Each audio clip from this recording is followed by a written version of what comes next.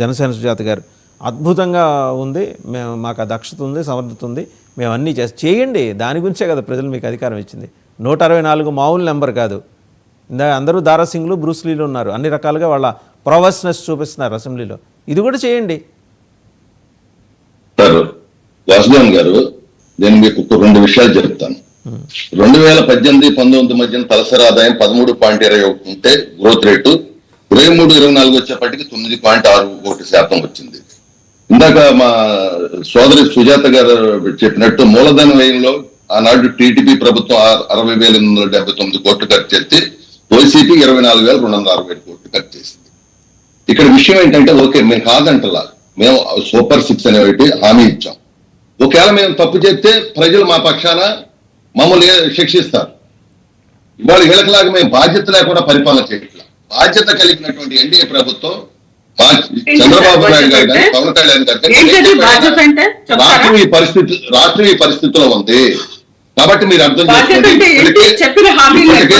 మేము ఏదైతే ఇప్పటికీ మేము ఇచ్చినటువంటి హామీ ఏదైతే ఉందో, మరి పెన్షన్ విషయంలో 3,000 4,000 చేస్తే 1,000 రూపాయలని వచ్చినటువంటి వారంలోనే ఇచ్చాం. అడగలాగా 1,000 రూపాయలు 5 సంవత్సరాల పట్ల మాకు.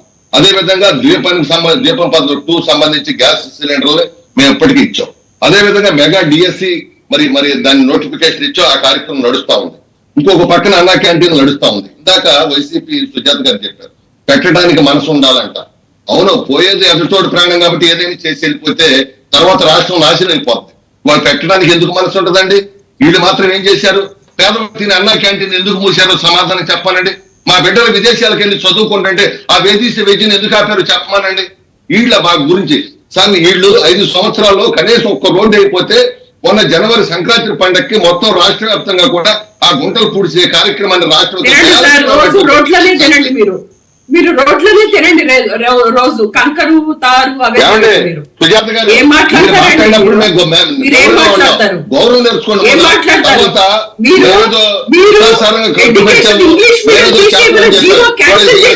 పత్రిక ఇచ్చారండి. వీళ్ళు మాట్లాడితే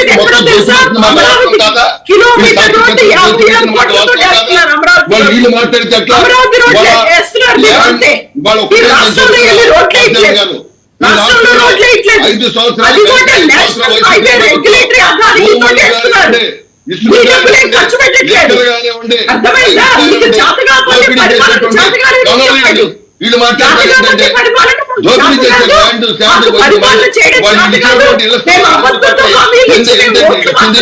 మాట్లాడుతుంటే దోపిడీ చేశారు.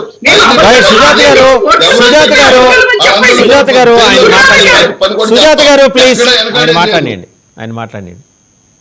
సుజాత గారు, మీరు మాట్లాడినప్పుడు మీకు చక్కటి సమాధానం చెబుతానండి.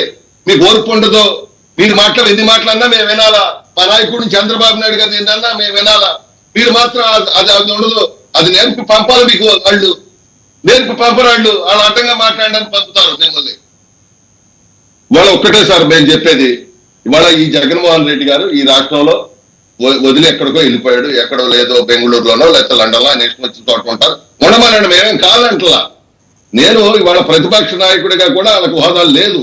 తర్వాత ఇంకోటి ఏంటంటే, ఇవాళ ఆ రోజున ఏదైతే మరి 2014-19 మధ్యన హుదూద్ తుఫాను కానీ శ్రీకాకుళంలో తుఫాను వచ్చినప్పుడు కనీసం పరామర్శకు కూడా వెళ్ళినటువంటి ముఖ్యమంత్రి ఈయనకి ప్రజా సమస్యల పట్ల ఎక్కడ ఇది ఉందండి? ప్రజల పేద బడుగు బలమైన వర్గం పట్ల ఎక్కడుందండి? ఉంటే ఆ పరికరాలను ఎక్కడ తీసుకొచ్చి కొన్ని వేల మందిని చావు కారణమైన మాట వాస్తవం కాదా? ఆరోగ్యాలు పోగొట్టింది వాస్తవం కాదా? ఇవాళ వీళ్ళు వచ్చి మాకు ఇవాళ ఒక్కటే చంద్రబాబు నాయుడు గారు నేను చెప్పింది ఏంటి? ఇవాళ ఆర్థిక పరిస్థితులు బాగోలేదు, పూర్తిగా పాడైపోయినాయి.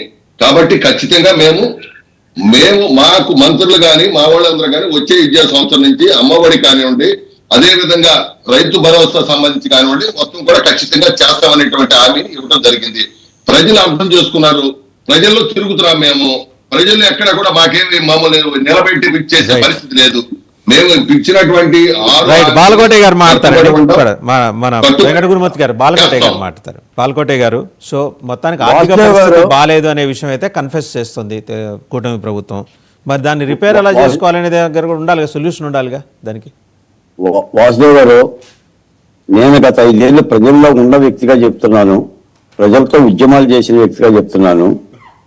సూపర్ 6 పథకాలను చూసి ప్రజల ఓట్లు వేయలేదు. రైట్. కూటమి పార్టీ సూపర్ 6 పథకాలు గట్టిగా అనమాకండి, ఇస్తామన్నది దాన్ని చూసి ఓట్లేయలేదు కాబట్టి దాన్ని అమలు చేయక్కర్లేదు అనుకుంటారు వాళ్ళు. గట్టిగా అనమాకండి. చెప్తున్నా వినండి సార్. సూపర్ 6 పథకాలకు మాత్రమే ఓట్లు వేయలేదు. రాష్ట్రాన్ని వైసీపీ పార్టీ చిందరవందర చేసింది, అఘాతం చేసింది, హత్యలు చేసింది, మానభంగాలు చేసింది, రాజధాని లేకుండా చేసింది, పోలవరం ఎండబెట్టింది. అటువంటి విధ్వంస పరిపాలన చూసి ఈ పరిపాలన పక్కన పెడదామని ఉద్దేశిస్తే తెలుగు ఓటర్లు చైతన్యవంతంగా ఓట్లు వేశారు. నేను ఇప్పటికీ చెప్తున్నాను, కూటమి ప్రభుత్వం ఈ సూపర్ 6 పథకాలు హామీ ఇచ్చినా కూడా దీని నుంచి వెనక్కిపోదు. సాధ్యమైనంత వరకు ఇది అమలు జరపడానికి కూటమి ప్రభుత్వం సిద్ధంగా ఉంది. ఆ మాట చెప్తుంది. ఈ రోజున ప్రతిపక్షం ఏంటంటే సూపర్ 6